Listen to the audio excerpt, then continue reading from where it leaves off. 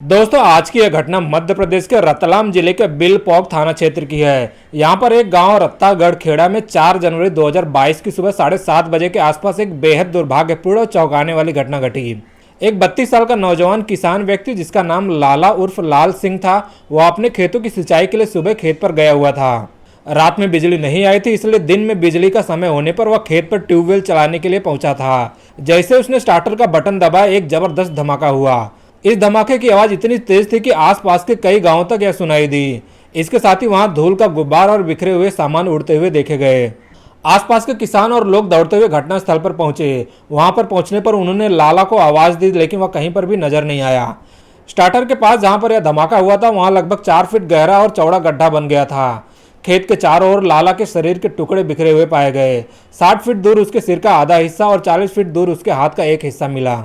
लाला के परिवार में उसकी पत्नी, 5 साल की बेटी, 7 साल का बेटा और उसके 2 भाई राकेश और मुकेश थे। इस हादसे की खबर सुनते ही परिवार के सदस्य और अन्य लोग घटनास्थल पर पहुंच गए। उनका रो रो कर बुरा हाल हो गया था। घटना की सूचना मिलते ही पुलिस और FSL यानी कि फॉरेंसिक साइंस लैब की टीम मौके पर पहुंची। इस घटना की गंभीरता को देखते हुए वहां के एसपी ने एक SIT यानी कि स्पेशल इन्वेस्टिगेशन टीम गठित की। इस टीम में बिलपॉक और बाजना थाना अध्यक्ष सहित 4 सब इंस्पेक्टर, 5 हेड कांस्टेबल और 4 कांस्टेबल शामिल किए गए। SIT ने गांव और आसपास के इलाकों में घोषणा कराई कि जो भी इस घटना के बारे में सटीक जानकारी देगा, उसे 1 लाख रुपए नगद पुरस्कार दिया जाएगा। पुलिस को घटनास्थल पर जिलेटिन स्टिक और डेटोनेट जैसी विस्फोटक सामग्री के टुकड़े मिले। यह सामग्री आमतौर पर पहाड़ों को तोड़ने या फिर बड़े विस्फोट करने के लिए इस्तेमाल की जाती है। इसके आधार पर पुलिस को संदेह हुआ कि यह कोई साजिश हो सकती है। लगातार जांच के दौरान SIT ने गांव वालों से बातचीत की। 4 से 8 जनवरी तक टीम ने सैकड़ों लोगों से पूछताछ की। आखिरकार एक नाम सामने आया, सुरेश लोढ़ा। यह जानकारी मिली कि 6 महीना पहले भी एक इसी तरह का धमाका हुआ था और उस समय भी सुरेश लोढ़ा संदिग्ध रूप से गायब हो गया था।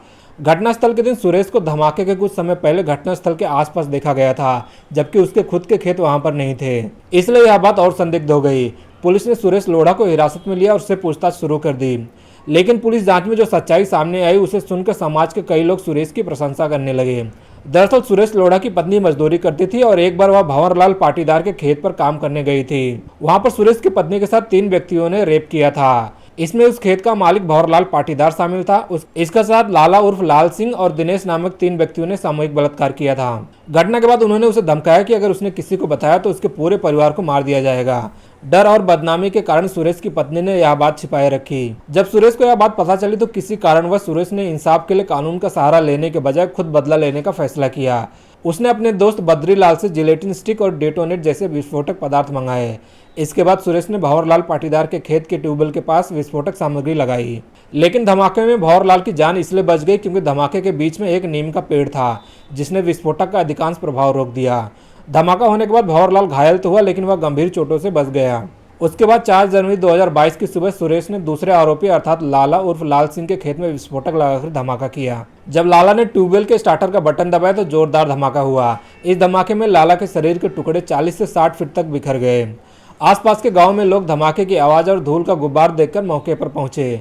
लाला की पत्नी, उसकी 5 साल की बेटी, 7 साल का बेटा और परिवार के अन्य सदस्य भी मौके पर पहुंचे और घटना देखकर स्तब्ध रह गए। पुलिस पूछताछ में सुरेश ने बताया कि उसने अपनी पत्नी के साथ हुए अन्याय का बदला लेने के लिए यह कदम उठाया।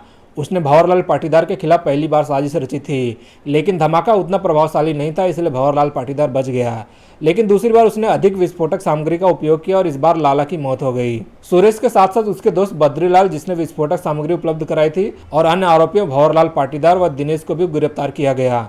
लाला उर्फ लाल सिंह पहले ही धमाके में मारा जा चुका था। घटना के बाद समाज में इस पर मिश्रित प्रतिक्रियाएं आई। कुछ लोगों ने सुरेश के साहस की प्रशंसा की, जबकि अन्य ने इसे कानून का उल्लंघन बताया।